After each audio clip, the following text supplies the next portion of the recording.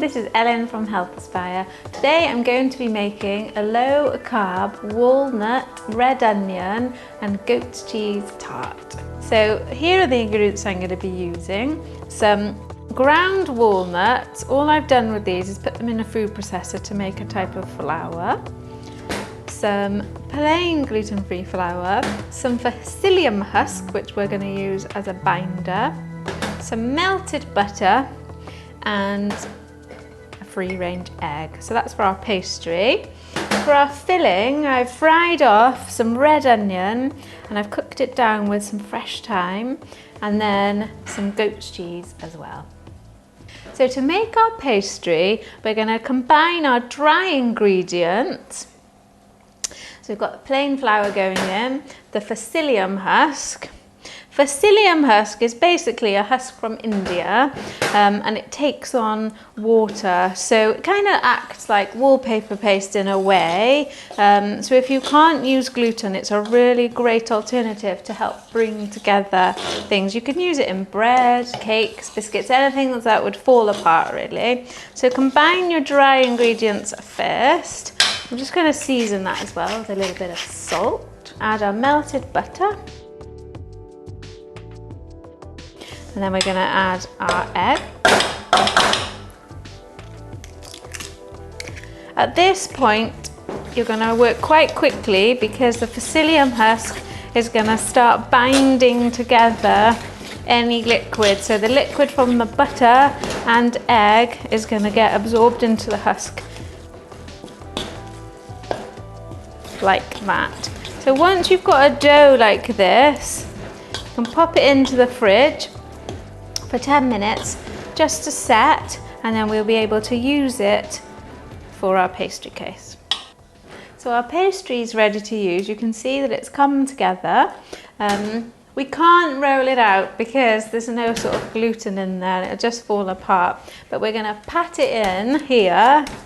You can see what I mean about the oil coming from the walnut, so you don't really need a lot of butter at all. So we're just going to pat it out to make our pastry case. To bring it up the edges, you can just use a bit of greaseproof paper and smooth it out.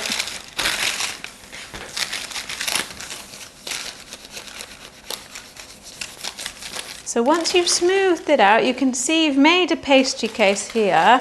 So you can just bring up the edges a little bit. I didn't oil the pan because you can see the fat in here. You don't need to oil it, it won't stick at all. This is a loose bottom flan dish. They're the best really for making sort of quiches or pies. The traditional flan dish might sort of stick in there, so I suggest investing in a loose bottom one.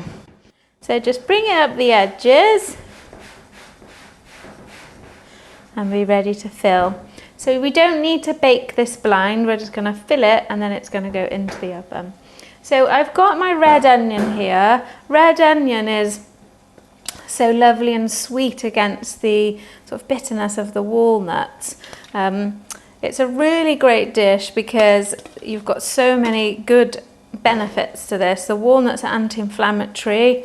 Obviously low in carb, the red onion antifungal, antiviral, antibacterial, and then we've got the sweetness of the thyme and cheese.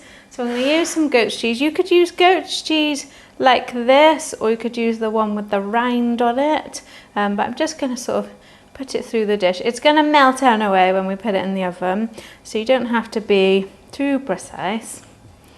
And then I'm going to finish it just with some thyme on the top. Like that.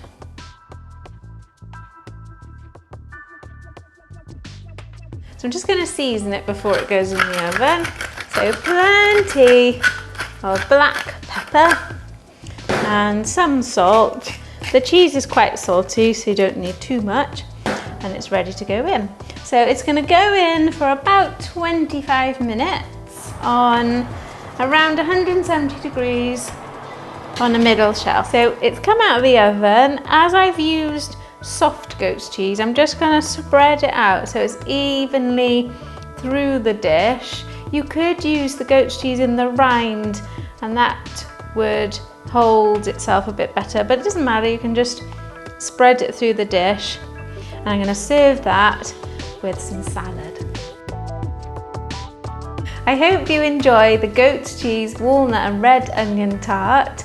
To find out more recipes like this, check out my cookbook, the Real Food Cookbook, or find us at healthaspire.co.uk. Have a delicious day!